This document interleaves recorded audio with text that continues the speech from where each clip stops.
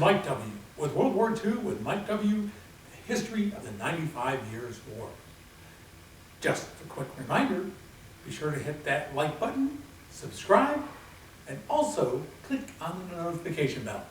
That way you can get notified when I release my next video. And please leave your comment below. This all helps me and my channel.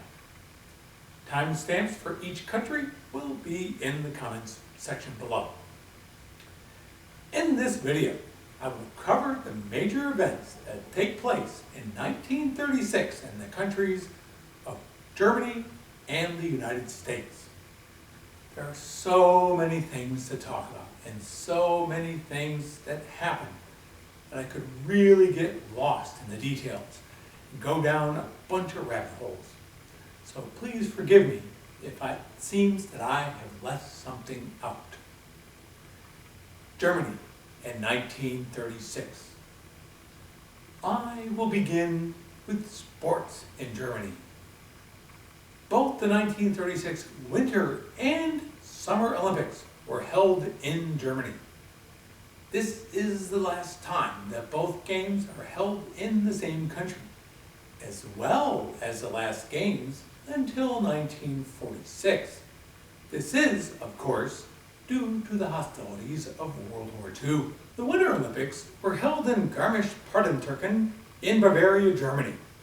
Here are Adolf Hitler, Rudolf Hess, with Henry Ballet-Latour, president of the International Olympic Committee, at the opening ceremonies of the Winter Olympics. They were won by Norway with a total of 15 medals won, with 7 gold. Germany won 6 with 3 gold. Then there are the Summer Olympic Games that are held in Berlin. This was to be the showcase for the Aryan race in Germany and Nazi ideology.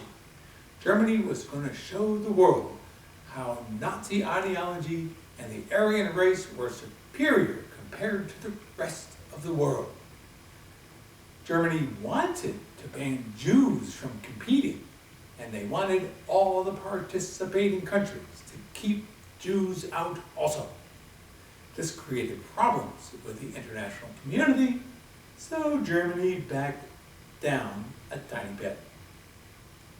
They found ways to keep all but one person, Germany's of Jewish descent, from competing in the Olympic Games.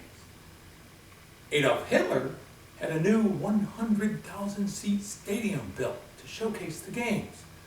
The opening ceremony featured the first Olympic relay for the torch from Greece to light the Olympic flame. There were Nazi flags and banners everywhere in Berlin. One thing that was missing in Berlin during the Olympic Games, while all the people from all over the world were visiting, were the anti-Semitic signs, like this one, that had been in place since the passing of the Nuremberg laws, so that the foreigners wouldn't see them. The American track and field star, Jesse Owens, showed those Nazis a thing or two when he won 3 gold medals in the 100-meter, 200-meter sprints, the long jump, and won with 3 other teammates in the 4x100-meter relay. Jesse Owens was an African American, not an Aryan. Another American who raced there, that later became a bombardier on a B-24 bomber, who had to crash in the Pacific Ocean, was lost at sea for 47 days, finally landed on the Marshall Islands, then became a Japanese prisoner of war during the upcoming World War, was Louis Zamperini, though he did not win the 5,000-meter gold. But his last lap was so impressive, Hitler asked to meet him.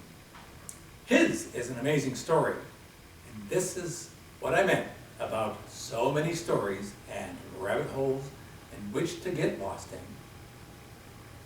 It is also in 1936 when Germany begins its territorial expansion through various means.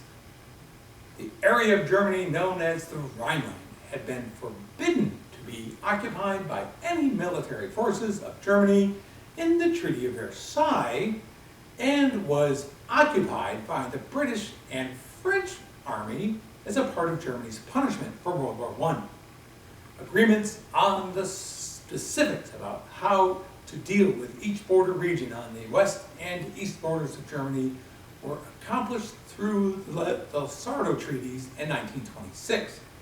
As a part of later negotiations, the British and French military ended their occupation of the Rhineland in 1929 and 1930, respectively.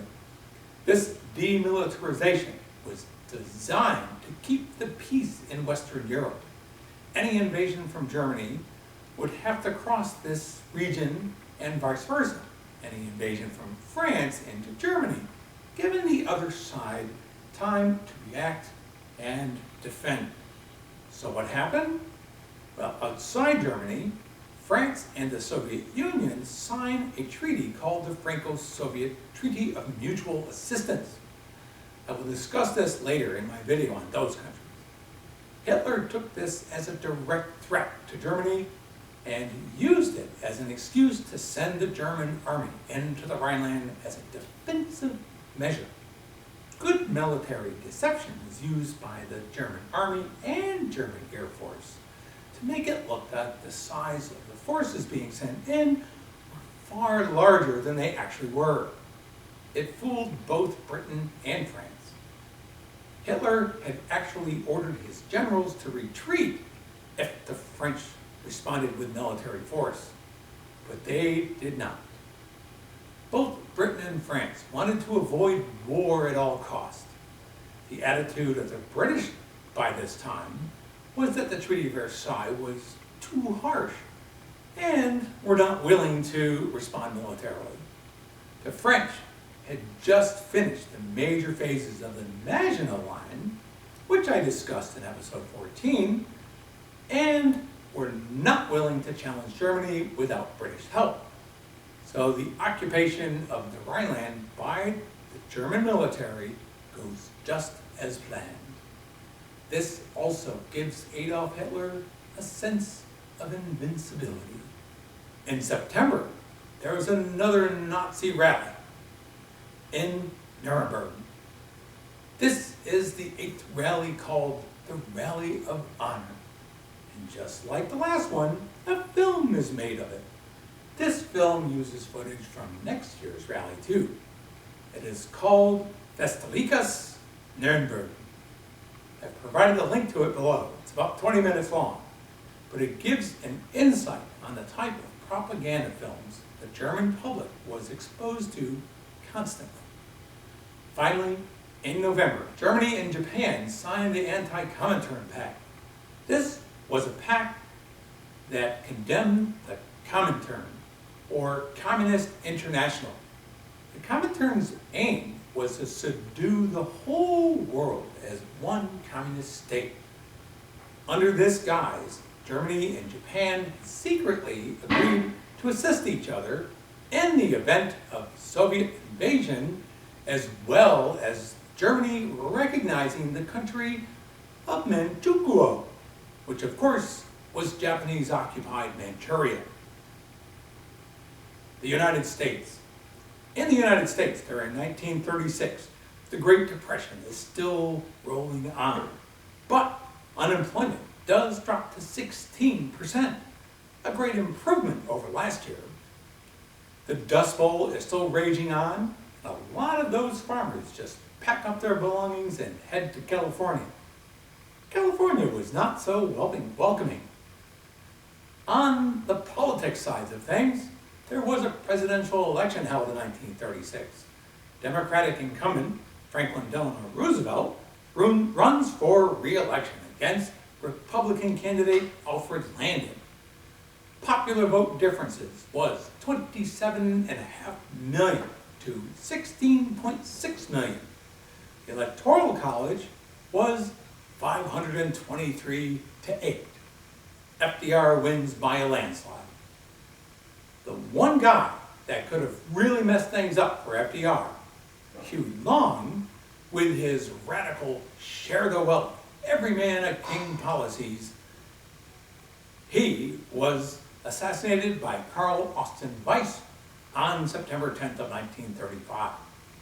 FDR's New Deal has been helping a lot of people get assistance, and with public works programs, helping people find needed work too. It was by no means perfect, but it helped quite a bit. One major project that was completed in 1936 was the Hoover Dam. Originally called the Boulder Dam, it was renamed after the preceding president. Another aspect of the political front is the formation of the German-American Bund under Fritz Kuhn. It was an organization to promote a positive view of Germany and the Nazi Party, with all the same hatred and prejudices. It consisted almost solely of people of German descent. We'll see these folks again. An important military development that occurred late last year that I didn't mention is the first flight of the Boeing B-17, a 4-engine heavy bomber that will play a pivotal role in the new concept of strategic bombing in the near future.